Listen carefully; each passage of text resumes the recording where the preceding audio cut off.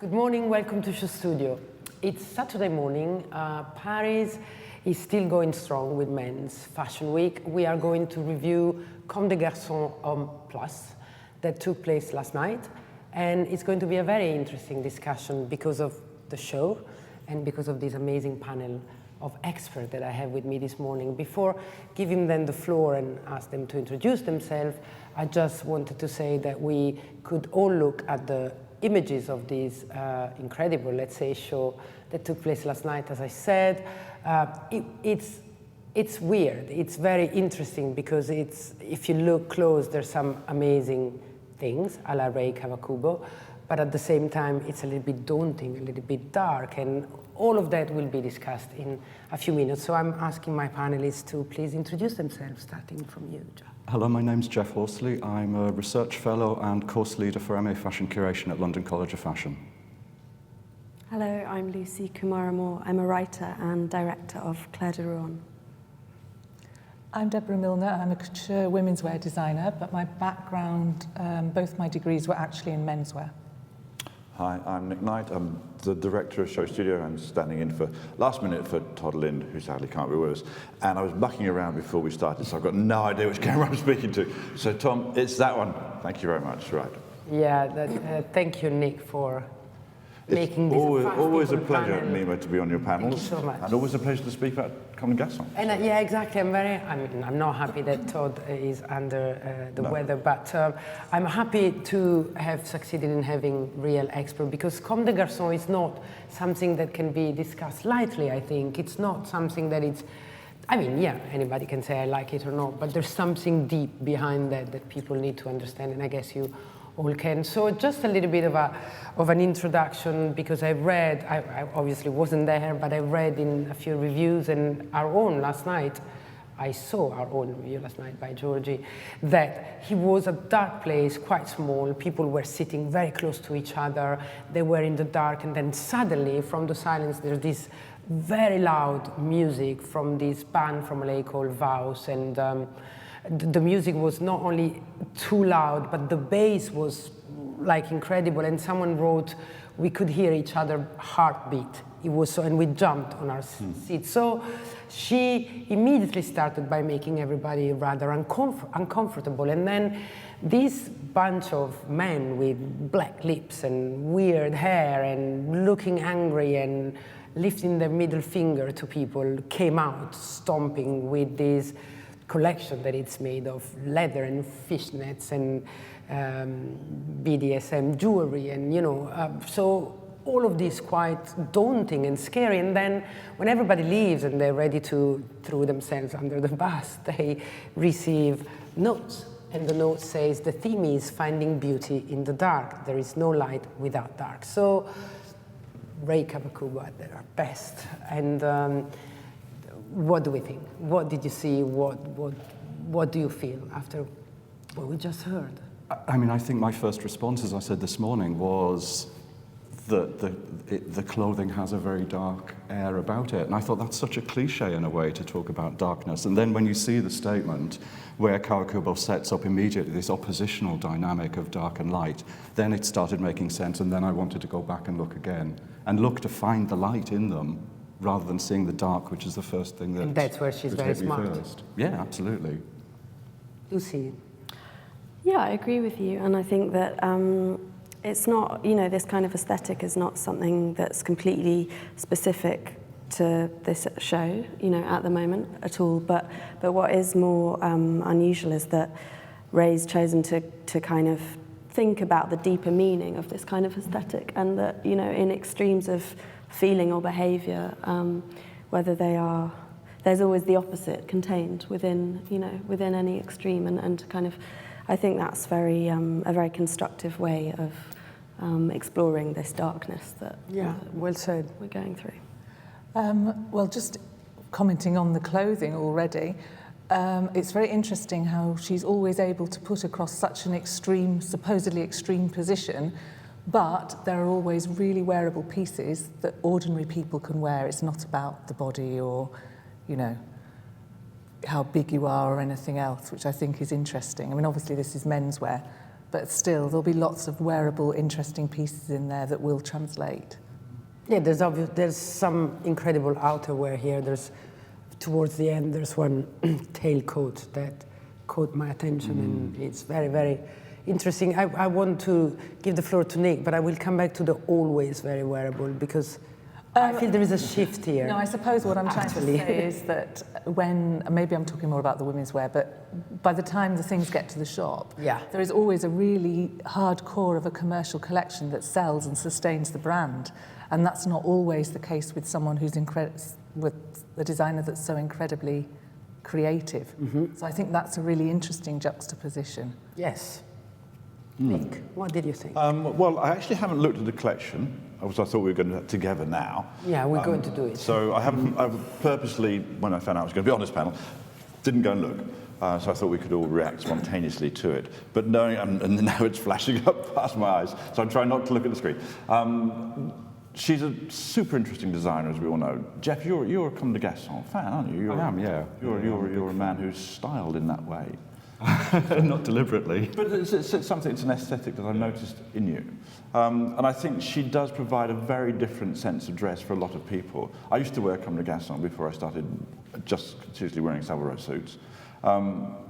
So she did correspond to a way I wanted to dress. And you could always find within each collection things that were an interesting version of things that you loved. And she would always manage to update that.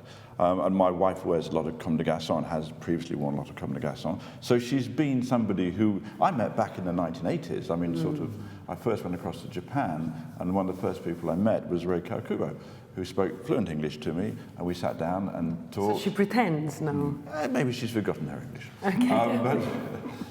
But we spoke very nicely, and I was very, I thought she was a beautiful woman, and that's slightly irrelevant to anything. But you know, I know her from that. That was my first, and at the time I was just discovering Yohji Yamamoto, who I was working with, and Comme des Garçons. Of course, they were linked both creatively and romantically, I think, at one point.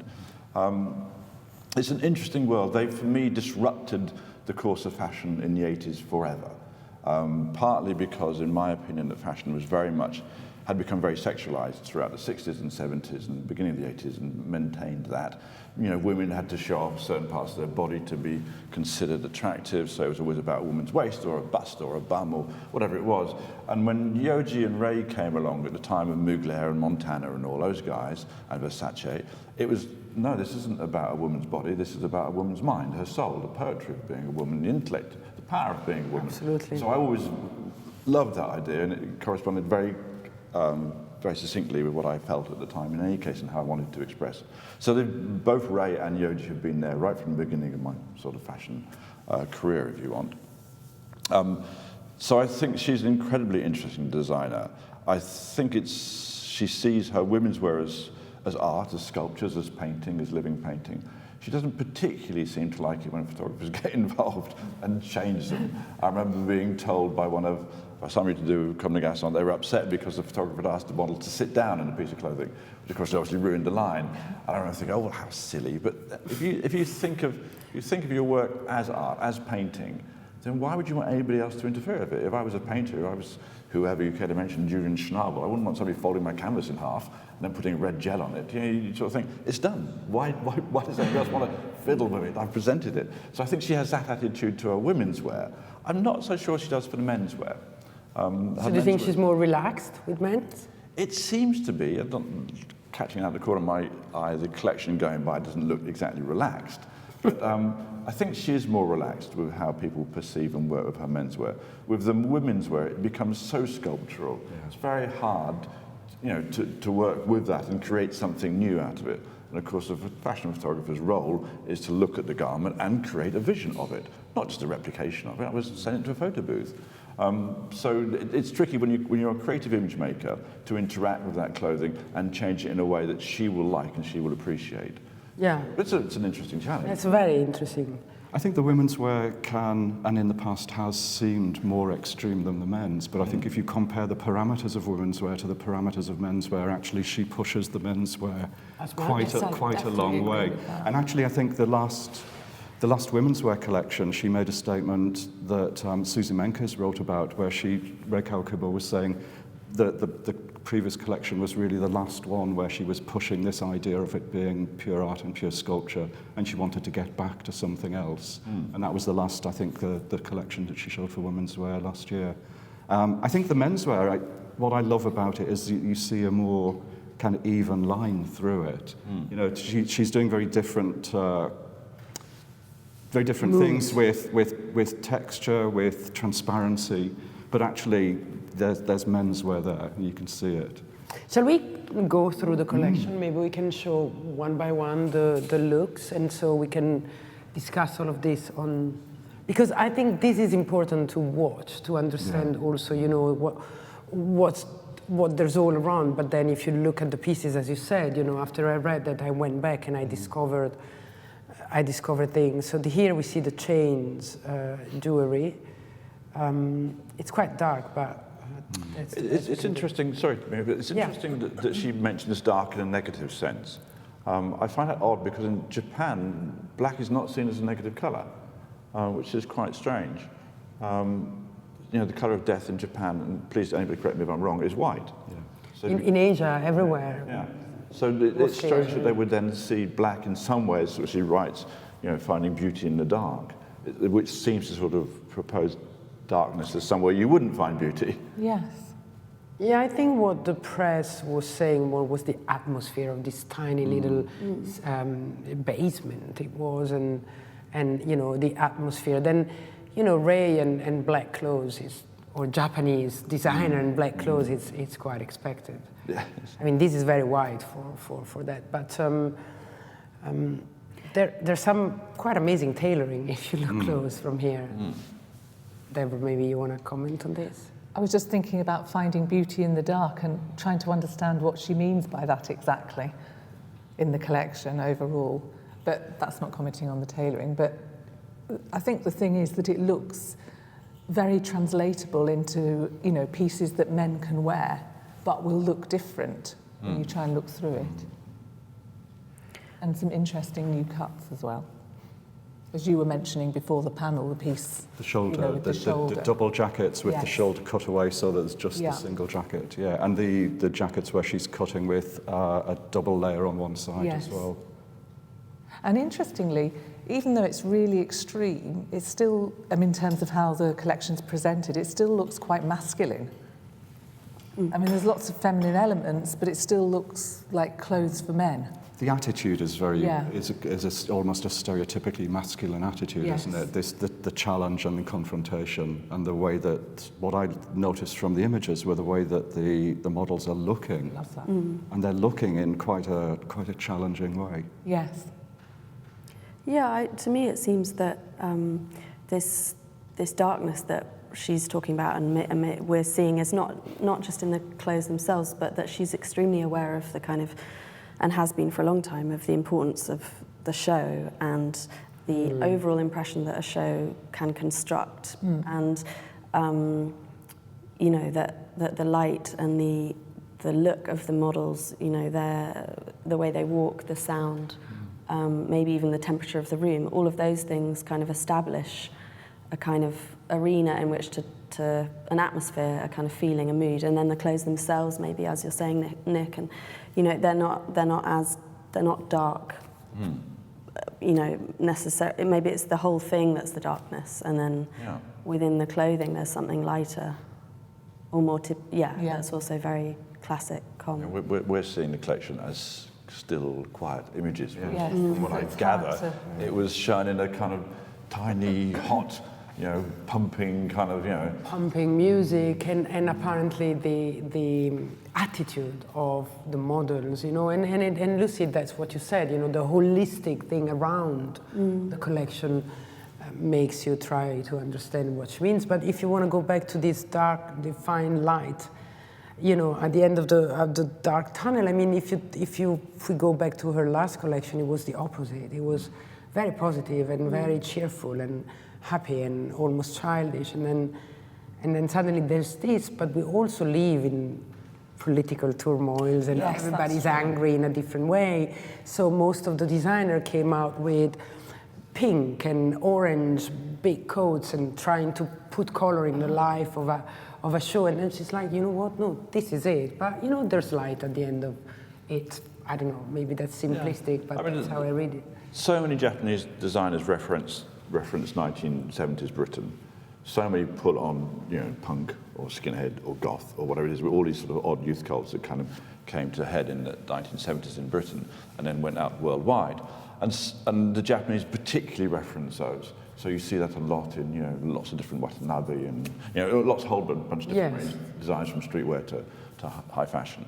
And Ray permanently does. When I got involved with the Met in New York 5-6 years ago for their punk exhibition, which was an exhibition about the influence on punk throughout the last sort of 30 or 40 years over fashion designers.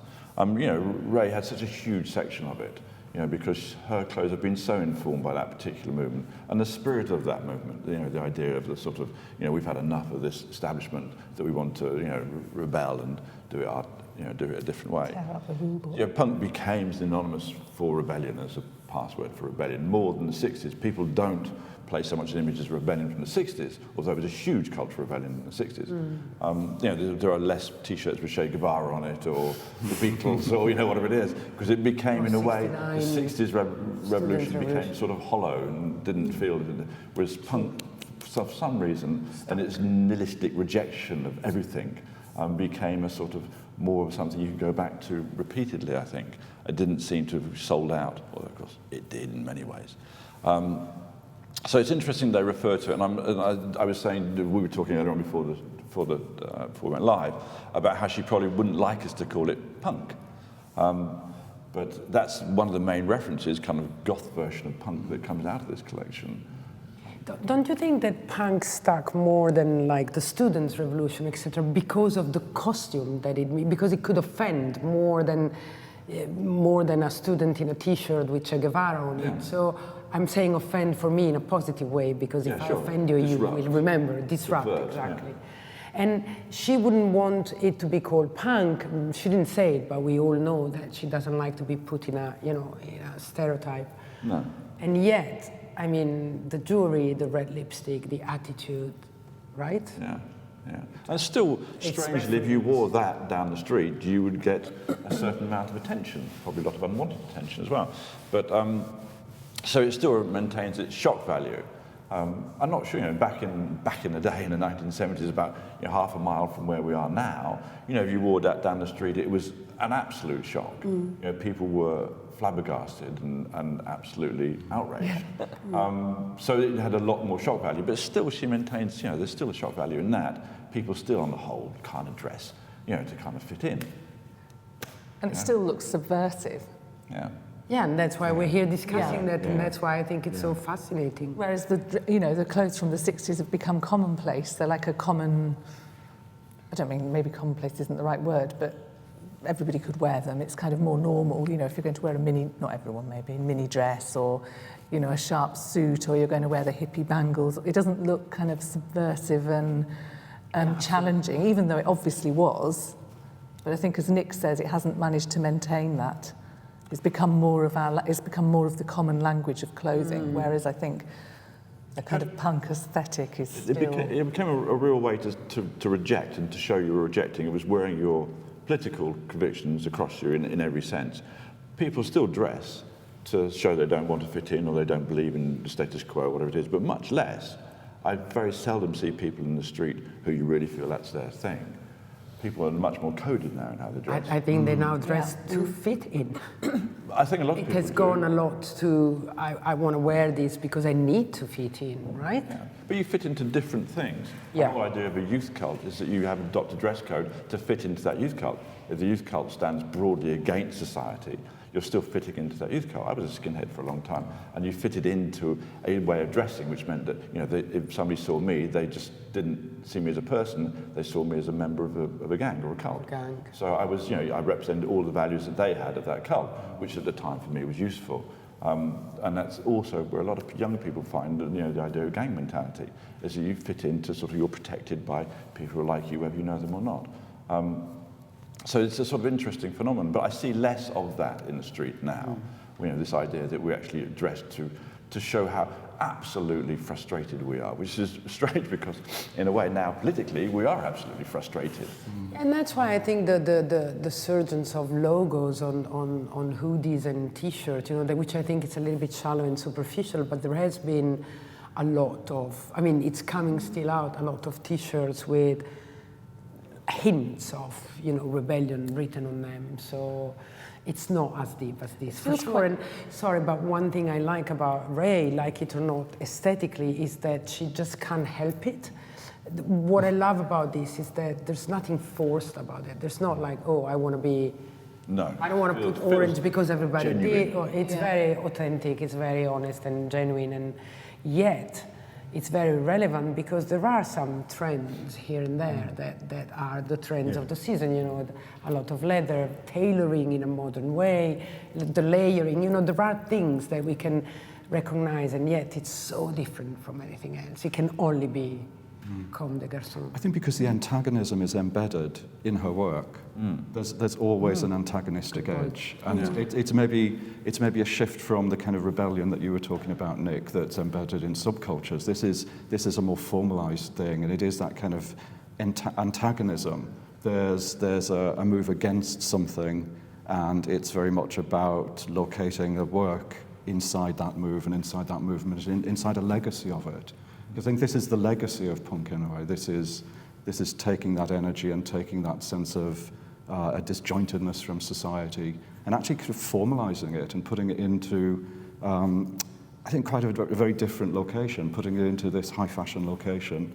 And actually, I keep gazing back at the statement that she made, and I'm coming around to thinking that the key word for me is the finding, not the darkness. And finding, I think, is this really lovely invitation to you as an audience to look, inviting you to look for beauty, and it kind of reflects maybe the quest that she continually has in her work to find new things and to find different things.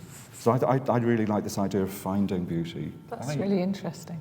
So making an effort and just try. Yeah, she's saying, look, come on, look at it and look for something. That was very much McQueen's proposal as well. Alexander McQueen would always say to you, show you things that perhaps you would rejected automatically. Actually, he found them beautiful. So he would find beauty in places that people wouldn't look for beauty. I think that's a similar sort of spirit. And they were quite kindred spirits, to be honest. Yeah. And he was one of the greatest disruptors in fashion of his time. So, we're talking about people with the same depth. And again, always the way that he presented whatever he was making was almost more important than the clothes. Even though the clothes were really, amazing. Yeah. But I know that sometimes if I was doing something with him, it wouldn't be so much about the detail of the piece, but the way that the whole image looked and was projected later.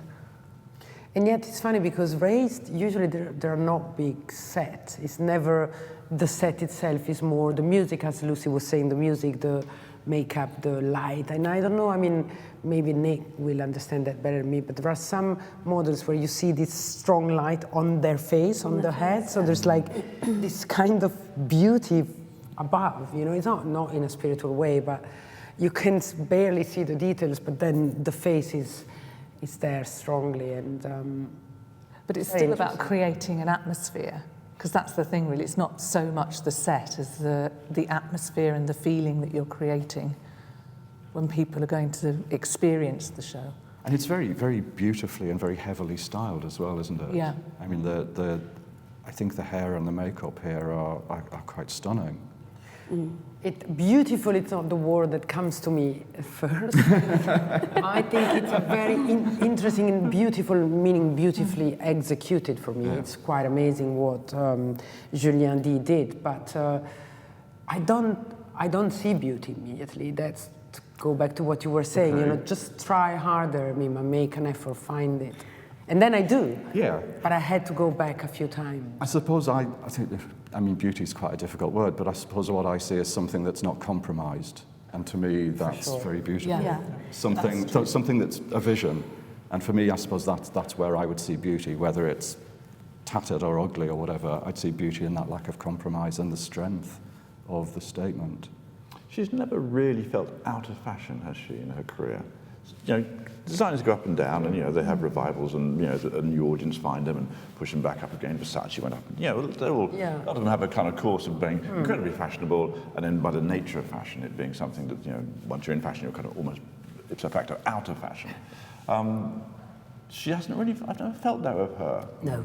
She always seems to sort of hit on that sort of edge of things, which is sort of the art interface between fashion and art. She seems to live there more or less, certainly in her women's wear. Yeah, she's a little bit, as you were saying before, the artist of the industry. You know, it goes beyond clothes. But then, and here I wonder, I mean, is she really known by a wider public? I mean, as much as someone who's up there with the great, like Miuccia, you know, Prada, but then the people in the street will know who she is or what Prada stands for. For Ray, apart from Japan, it's more difficult. It's more the industry or the fanatic of fashion or the collector, isn't it? I'd say it depends whether we're talking specifically about Rei Kawakubo as a designer, Or the brand. or the top range men's and women's wear, or whether we look at those sub-brands that she's very cleverly brought in to support everything else. And I think I wonder if in the past 10 years, have those sub-brands kept the Comme des Garçons thing in fashion? Because certainly things like Play are incredibly popular. And Dover Street Market Dover was Street probably Market. the most genius business choice and strategy ever. You know, and all the brands are very well displayed, and they're very appealing. And so now, can you separate them? You know, is it Comme des Garçons or is it Dover Street? I think when we look at this, we're looking at Rei Kawakubo and Comme des Garçons, I hope. But then, generally, I think there's the sense that it's a much greater thing. It's a much greater, almost like an industry rather than a designer. But that's probably it. She hides. I mean, her name is known by us, obviously, and but she's not. Yeah, she's not mainstream. She's not the easy one that everybody knows or understand. That's good for me. It's not a criticism. It's the opposite. I'm not so sure. I think because I live in a, you know, I don't live in the same world as everyone else. You'd have to expect, kind of ask people. But I mean, my 17-year-old nephew knows about Rei Kawakubo. And what does he do? Oh, really? He's 17? studying for his A-levels. Yeah. But where does he see himself going in life? Is he last time he was thinking about maybe being a fashion designer, but who knows? He's very into graphics. He's not mathematics. But I think now there's an age range which is very different and very separate from me that have so much access to all of this material. Yeah. Actually, it's not hard to certainly find. helping, yeah. It's But I not don't hard know to if you go up find. to the Lake District and talk to the teenagers up there if they would be so. But the only way you know They've would got be more to do access it. than we did. Well, I do it because I come from dress there. up a lot up north?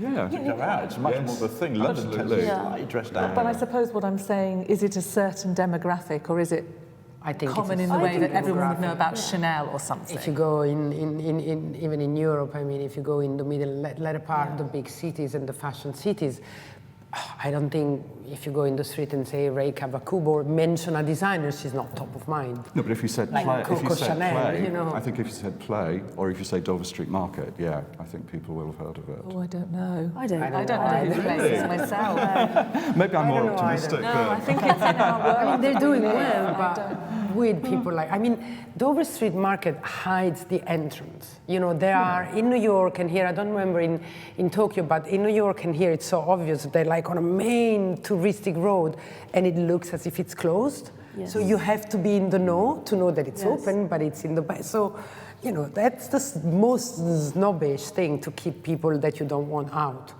And yet very clever. It is, but I think that's always been a dynamic. In a way, that's what subcultures are about. They're about exclusion. They're about identifying I the agree. people who are in it, but they're as much about saying you're not.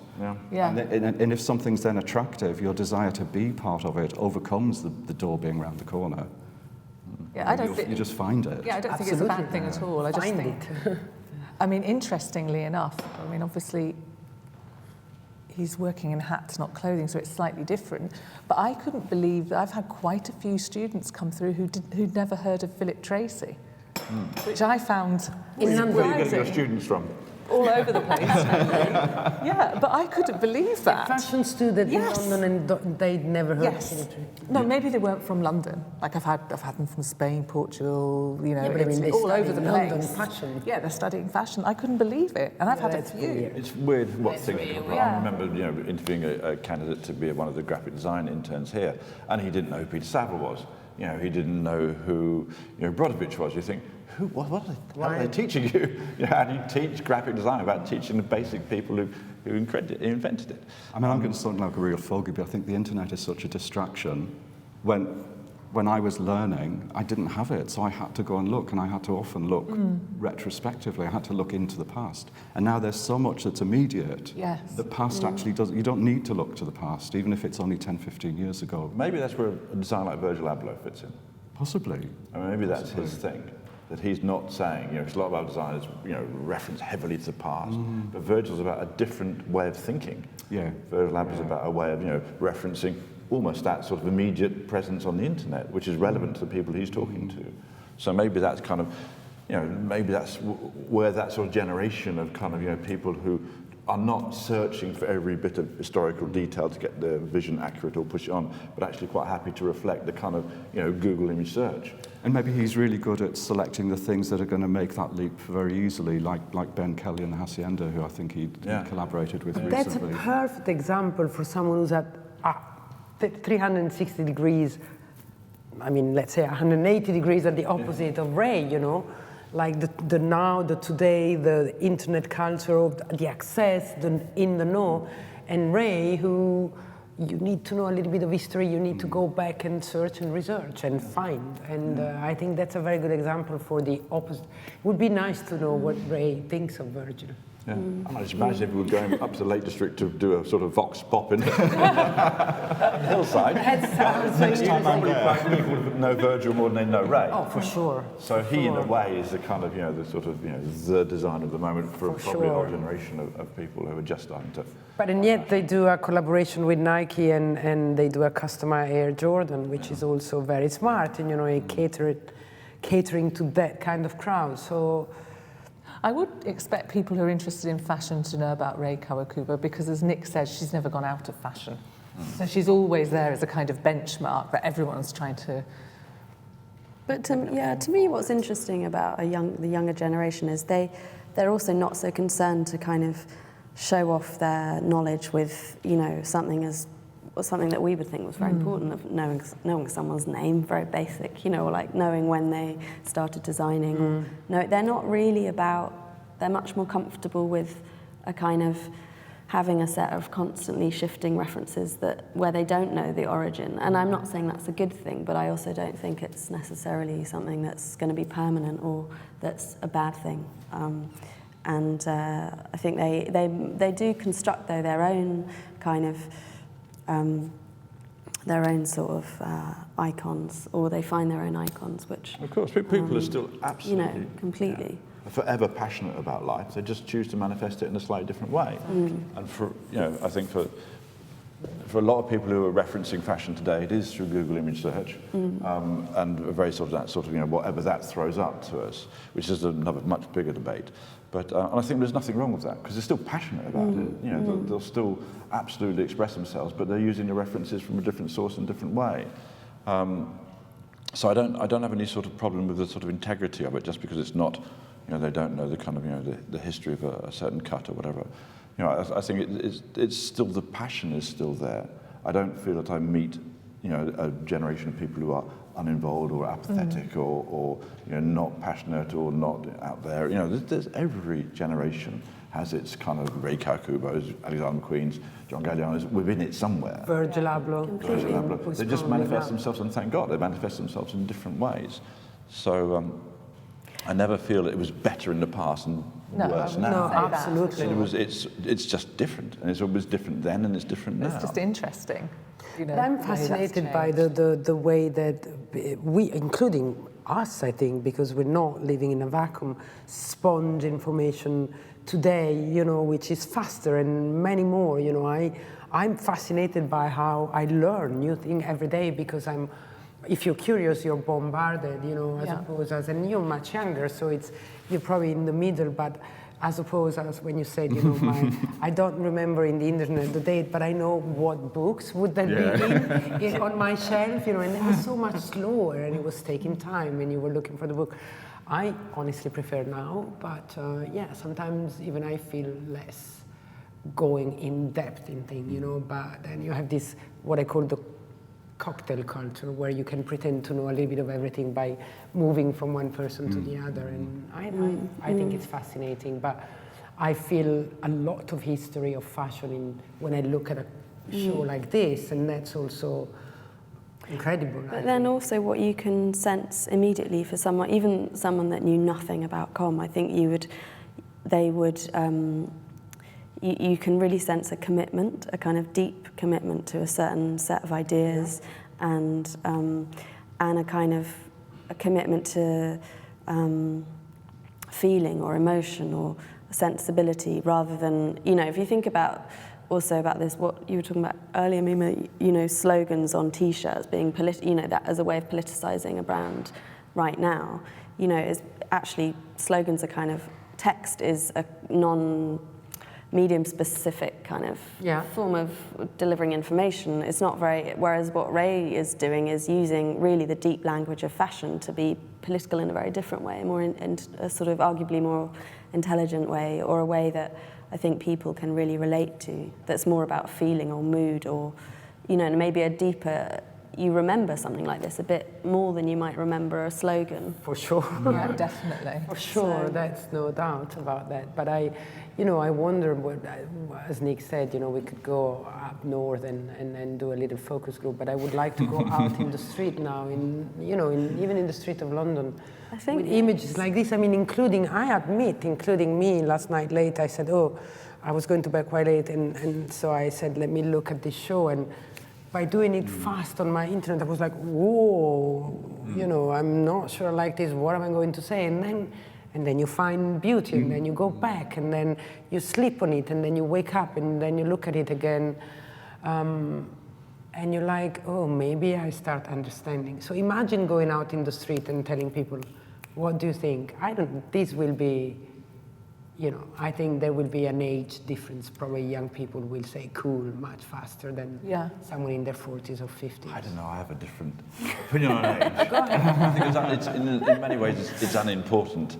But I totally understand what you're saying, but I don't ever want to try and view my life through my age or other people's ages, because there are really old 15-year-olds and there are really young 17-year-olds. Yeah, that's for sure. So Ray Kavka was quite, with all due respect, is quite a good version of a young person. Yeah. Before I forget, what's quite interesting, if you think in this culture now with swiping really quickly and liking very, very quickly, she's actually doing the opposite and say, stop, That's look. the age that comes in for me, you know, like a culture of turning pages so quickly, or stopping for a second and having a deeper look. Don't just judge quickly, I like it, don't like it, stop, look. Is it also in a way that if you look back at art and the history of art, we were super happy to accept Picasso and those kind of painters who were great drafts people, and you could paint an amazing realistic picture, but then they got bored of it and thought, well, actually, this isn't really touching my soul, and they started abstracting and deconstructing and all that sort of thing. But you knew they had a certain skill, a craft, which nobody else had. And do we find that a similarity in Ray? We know she can cut an amazing garment. Yeah, we know she can do fantastic tailoring. Therefore, she's allowed to deconstruct and reinvent, etc., etc.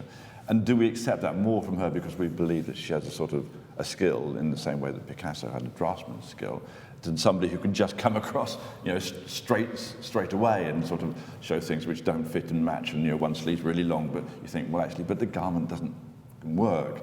Is there a kind of acceptance of what she does because behind it there's that skill? Well, if I may, I cherish craft in everything, in art, in fashion, in whatever. So in a sense I do, but also I applaud people that out of the blue with other kind of skills can shift society. So I like movement, I like change, I'm never nostalgic. I never said, oh, that was so much better when we didn't have an iPhone. No, it wasn't. But I mean, so yes, in a way, I think she's more entitled to do certain things for that, or like Lee was. You know, he was an incredible designer and tailor in a way. But then I'm not criticizing others without mentioning name just because they didn't go to fashion school and they didn't learn how to cut a pattern, if they do something that interests me. I think both are relevant. They just might lead to a different result. And as you say, if it shifts the way we're thinking and pushes us in another direction, then that's really exciting. That was a sort of really art relevant. debate, wasn't it, through the 70s, you know, and the sort of early 80s, you know, is this valid piece of art, you know, the sort of typical kind of naff tabloid headline, so a monkey could have painted this, with absolutely no understanding of it. And fashion's a bit in that sort of moment, where it's having to say, no, we are an art form, you know, and just because you think we can't wear it, that's not relevant to us not being an art form. Yeah. And I think, you know, contemporary art sort of proves that. You don't see those stupid headlines in stupid papers anymore about the art world. You still see them about the fashion world. Yeah. Who would wear this? The who wears this replaces the I could have done that. Yeah. That happened in art. There was a beautiful book called I Could Have Done That by an Italian curator that, of course, now I don't want to say escapes me, which is exactly that, you know, it explains exactly what you said, and that was replaced by the who's wearing that. Jeff, can I ask you something? Well, I was at the Slade a year or so ago. I was talking to some of the lecturers at the Slade, because I was giving out what's it called when you give out a free degree? I can't think what it's called. Honorary. Well, I was giving out to help some students. I work for Sarah Band Founder, which is Lee McQueen's foundation, and every year they award these whatever. Anyway, I was talking to the lecturers, and I was saying, yeah, the students are great, and their ideas are fantastic, but this level of craft is non-existent. You know, do you not teach them? And they said, no, it's considered not correct in teaching art anymore to teach the craft of painting, sculpture, porcelain, ceramics, whatever it is. Is that just... Well, I mean, I'm not teaching fine art or sculpture, but I think there has been a move away from what would be seen as the academic tradition. There still are schools where you can go and you'll study life drawing 3 times a week, and you will learn anatomy and you will learn drawing and you will interact with the life model. But I think, yeah, that probably from the 1960s was seen as an academic and quite an old-fashioned model. And as art increasingly engages with the conceptual and the conceptuality and the role of authorship and the maker, you get someone like Jeff Koons who doesn't make. Studios produce, and studios always have, back to the Renaissance, but increasingly the artist is the person who conceptualizes a piece.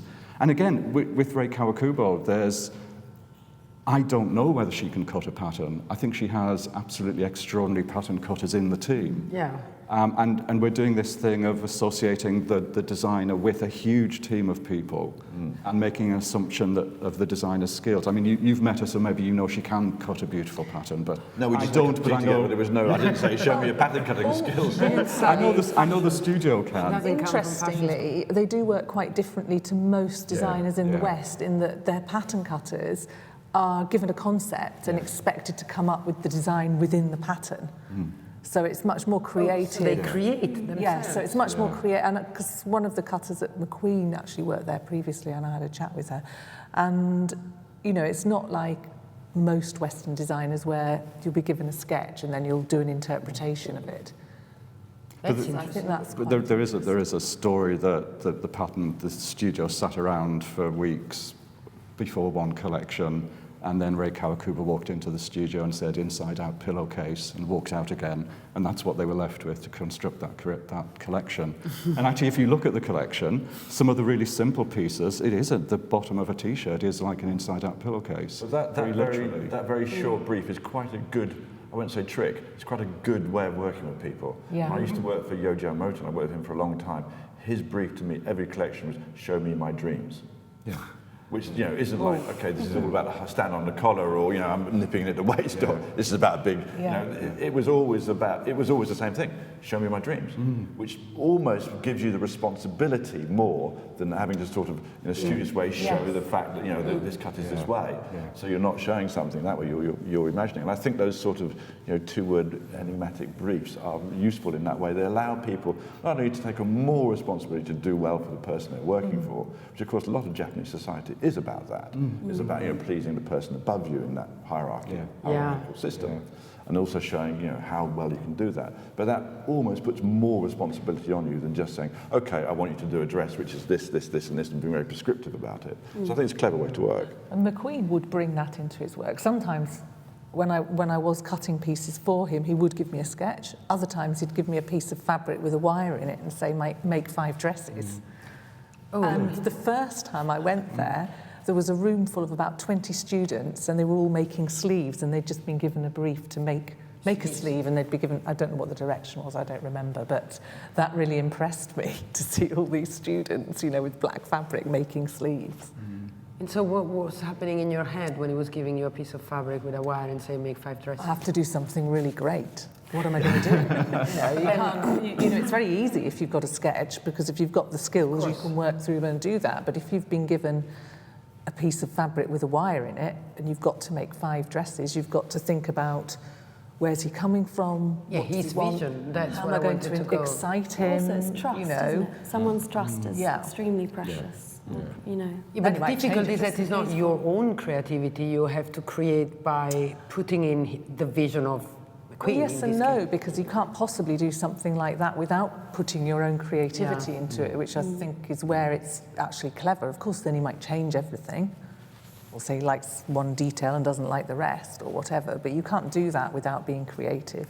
So in fact, it's more exciting for the team to be doing that. And I think we underestimate how active people like heads of atelier and lead seamstresses or seamstress men are in interpreting a sketch or an idea. Yes. I think it's a huge part of that creative process in fashion that's quite hidden, isn't it? Yeah.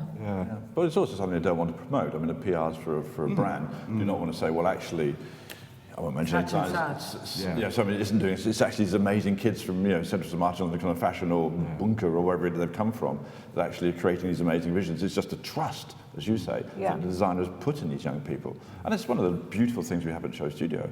Is, we have amazing young people and amazing people around us who we trust to be inventive and creative, because that's what's the pleasure of it. When I decided to fund SHOWstudio, which I did 20 years ago, I would much rather fund the platform for artistic expression than buy a painting and stick it on a wall, because it doesn't feel the same. The joy of having a SHOWstudio is literally the minds that come here. The energy. Daily creations. Yeah, and it's also, sorry, I'm blabbering away. No, it's really interesting. But also it's the reason I didn't want it to become a commercial thing, because then it becomes, do something interesting for money. And I think that sullies it. So I've always wanted SHOWstudio in some way to be free of that pressure of performing to make a profit. That also has a negative side to it. But I mean, that's the spirit of it. I'm sorry, I interrupted. No. I think just going back to your point about skill as well and technical skill, I absolutely agree that there's something about a designer maybe not having the technical skill you expect, but actually it worries me just as more that the fashion critical community don't have an understanding of technique and technical skills. Yeah, that's good. Really. It really worries me if I read a review and I'm thinking, but this person has no idea how to cut a sleeve, or that you even do cut a sleeve, or what a pattern is, or what that fabric is. And I think that's a shift from the past when I think reviewers, journalists did know more about the technical aspect and more about those. Just to take a sort of devil's advocate thing, I could see Mimma's desperate. I'm having to go on. But it's also how we literally structured SHOWstudio reviews in that way, to say that people have opinions. Yes, not everybody is Tim Blanks or Alex Fury, or Susie Menkes, and that's a particular opinion based on an understanding of technique. Yeah. But people, who still have an absolute passion and love for it.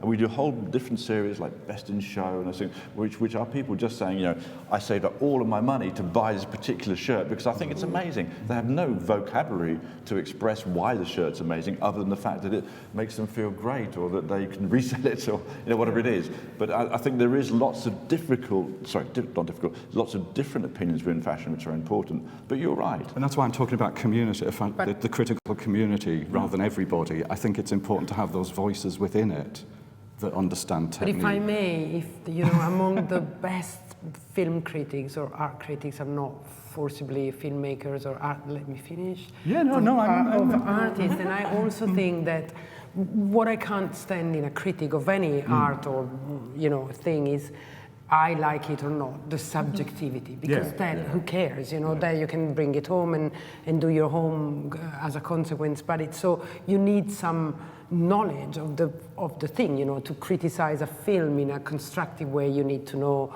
about Buñuel before or whatever, and it's the same in fashion, but I don't think that you need to know how to cut a pattern to Well, be a fashion maybe critic. not how to cut it, but I think having some technical knowledge gives you a different perspective. And I suppose what I'm worried about is that perspective is lost from the critical community. Having different voices, I think. Different voices, it's important. I think that's also, again, not to blow our own trouble, but that's also one of the reasons to have SHOWstudio, and inherent in the name is SHOWstudio, is to show that actually it isn't about a singular vision. It isn't about just this thing. Actually, it is about an atelier or a studio or a whole range of people with whole different sets of skills that perhaps most people don't know even exist. Yeah, absolutely. Actually, fashion imagery is created by all these different players. The designer, the art director, the hairdresser, the makeup artist, the assistant. They all play a part in it. And I think one of the reasons to start this was to allow people to see it is a creative community. Yeah. Many people interact with it in different ways, but everybody has a great passion for it. So I think getting back to what you were saying, my question would be, is there a more highly developed critical language around things like cinema and literature and music than there is around fashion? I'm not sure I Yes, understand I think exactly so. what you mean. I think there is. Yeah. The more developed language around cinema. And art and literature and music. Why? Why is that? Because it's easier to understand Because fashion is than not to cut considered an pattern? art. Because they were always taken Yeah. more seriously, They were- maybe. It's that Oh, simple. that's what you mean. I think it goes back to the fact that fashion grew up, and this is going to sound very sexist, and I actually mean it in the contrary sense, it was being considered as something for the ladies and slightly effeminate men. So in the 40s, 50s, 60s, 70s, there was a large business, which was a sort of, a tick to making something worthwhile, not whether it was a business, was controlled by men. Most CEOs were men. Most men were in business. Very few women were the head of companies. It's changing slightly. But so fashion was considered something for the ladies. And it was also something which was, North America and Britain especially are Protestant-based cultures. And Protestantism sees self-adornment as vanity and therefore as a sin. So it was always considered not only for women and slightly effete men, but also something slightly sinful or silly at best. So it never really had the seriousness of great art. I think, for me, fashion is great art. I will still debate that with lots of different people, Alex Fury being one of them. But it's our basic form of self-expression. And therefore it is how we express ourselves. I didn't start today by saying, I will paint a picture to say what I feel about life. My basic thing was I'm going to say who I am, who I wanted to be treated. It's what you wear. So I think it wasn't considered serious. It was allowed to be sort of sidelined, and it was allowed to be something which was not considered something which had any sort of gravitas to it. It was considered frivolous or even sinful. And I think you see that by reverse. If you look at societies, if you look at societies controlled by dictators, the first thing they do is take away people's individuality so they can suppress a population, make them all dress the Mao same. shirt. Yeah, sorry? The famous Mao shirt. Yeah. So call like that today. Almost by its negative effect, you can see how important it is as a fundamental right of self-expression. So I think it is a great art form. But you're quite right. There isn't a language that's developed around it in the same way that art has. But art's been going, so many hundreds and thousands of years. It's a sort of, the epitome of our human, not the epitome, but the most important thing we can do is to create a piece of art. That's always been considered, right back to Michelangelo and before, as a sort of, the most, humans at their best. I would argue that fashion designers like Rei Kawakubo or Alexander McQueen fit into that. Well, I think that's a very good note to end. Thank you very much, Helen, and see you soon. Bye-bye. Bye-bye.